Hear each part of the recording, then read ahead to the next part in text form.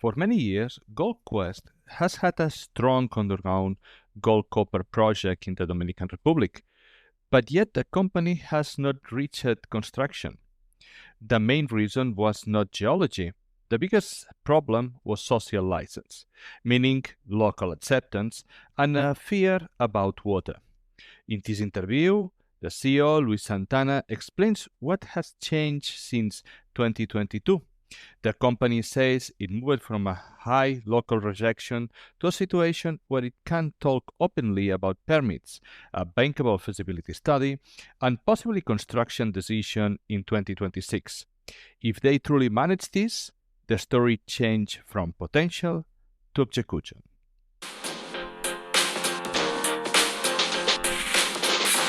Welcome, mining lovers. This is Charlano de Minas, the Spanish podcast dedicated to mining investment. Now, in English. Do you want to learn? Subscribe. Do you want more content in English? Leave us a comment.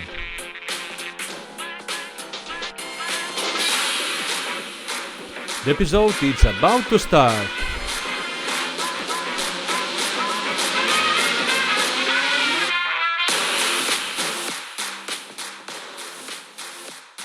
Welcome to Charlando de Minas, the only Spanish podcast dedicated to mining investment. Today, in English. If you're expecting to have this interview, an episode in Spanish, don't worry, you have this into the language of Cervantes because the original interview was actually in Spanish. This is a summary in English of the interview in order to get this information to the English audience. GoldQuest is a small mining company listed in Toronto with the ticker GQC and also in the OTC with GDQMF. It works in the Dominican Republic, mainly in a San Juan province in the Tireo belt.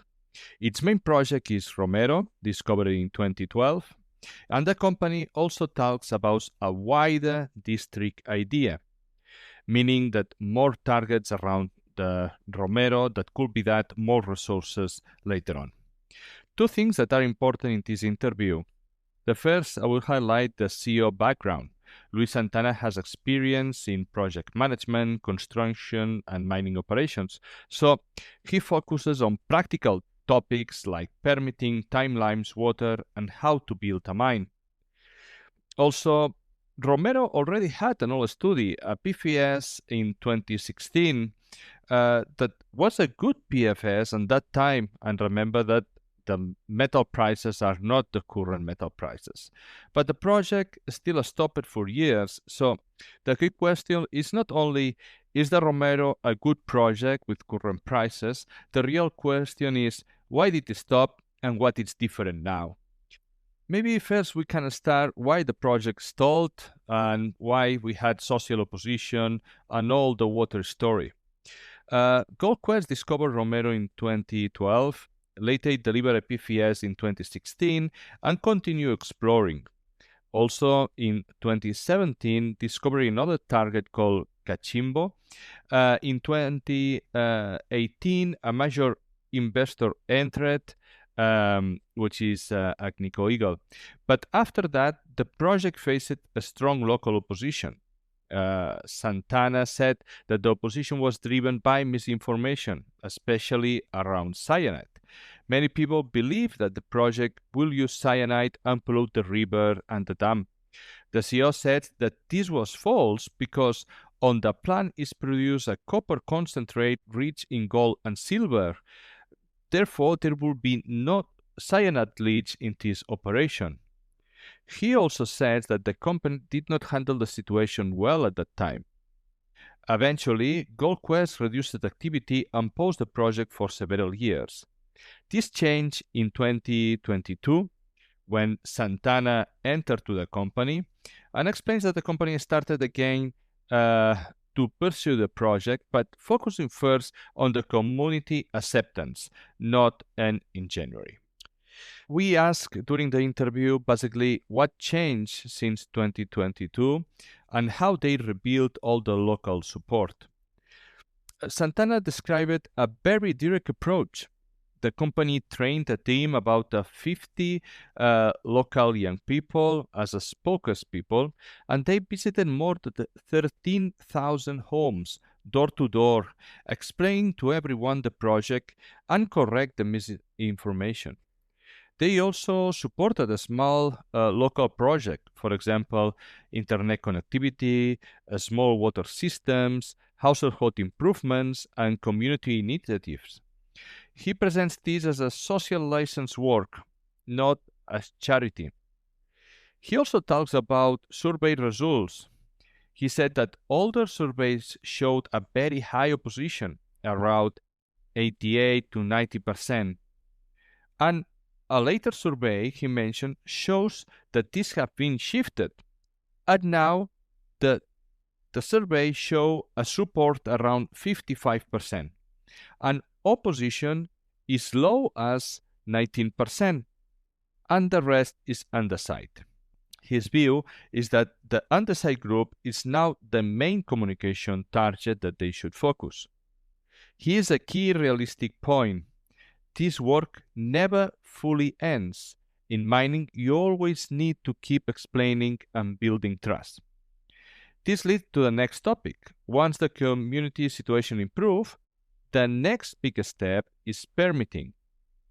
And Luis explained to us that the process is very simple. You explore under a concession, you publish a technical report under the standards like 43101, like in Canada. Then you apply to the mining authority, and then you start the environmental process with the Ministry of Environment, and this includes the environmental impact study. In his description, GoldQuest started this formal environmental process in late 2024.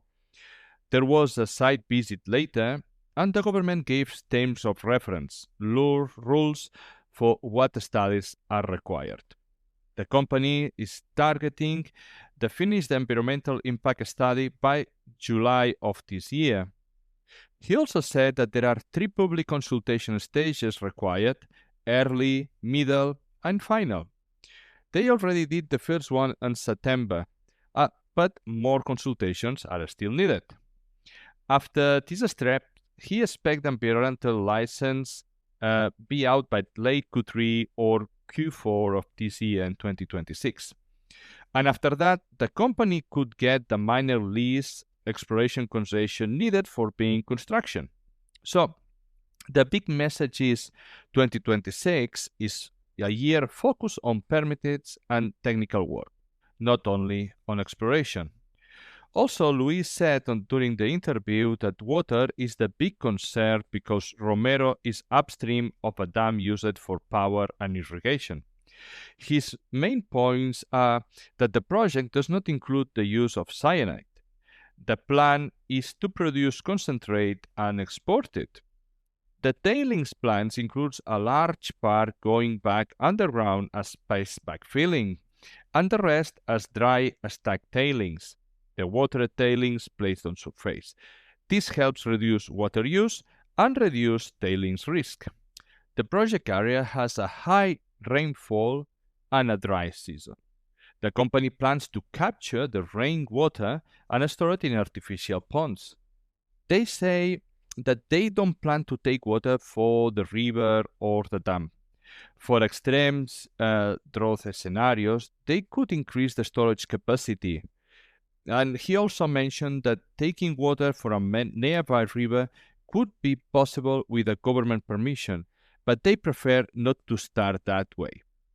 The meaning here is simple. The company is trying to remove one of the strongest fear factors of the community by using a design that minimizes water conflict. If we focus on the economics, the interview that we did referenced the old 2016 PFS. The CEO said that the study is outdated and there needs to be replaced by a bankable feasibility study that he targets completion in this summer. He also said that they will not wait until the end to publish everything.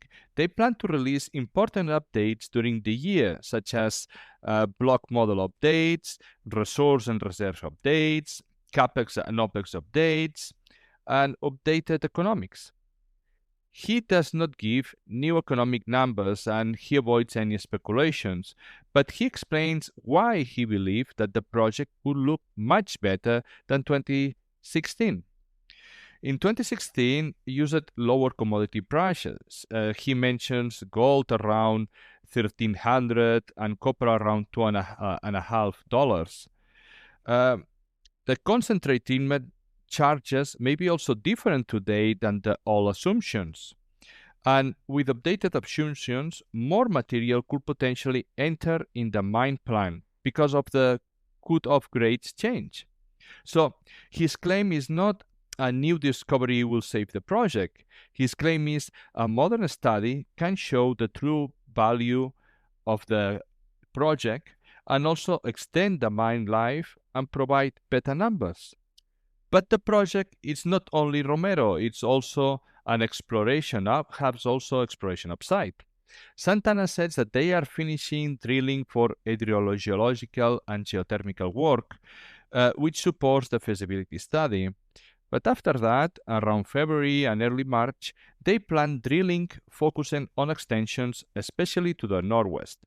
He also explains that they use smaller portable drill rigs moved by mules to reduce impact, but this limits drilling depth. He also highlights that they have the gap area between Romero and Romero South, that it's about 2 kilometers, with geophysical anomalies that they want to test. And also, they want to restart the work at Cachimbo, with results expected to be shared as they come. Again, the conclusion here is that feasibility and permitting are the main work, but exploration upside will be also possible. We also talk about the construction decision and how they will manage the times this year. Santana said that the company prefers to build and operate Romero. He also said that the goal is to move fast once permitting are in place. He expects the key government approvals for constructions in late 2026, and he suggested a construction decisions could be made around Q3 and Q4 of 2026 to prepare long lead items. This means that they want to run 3 tracks in parallel: bankability feasibility study by mid-2026, all the environmental and consultations as well between mid and late 2026, and construction planning and readiness for late 2026.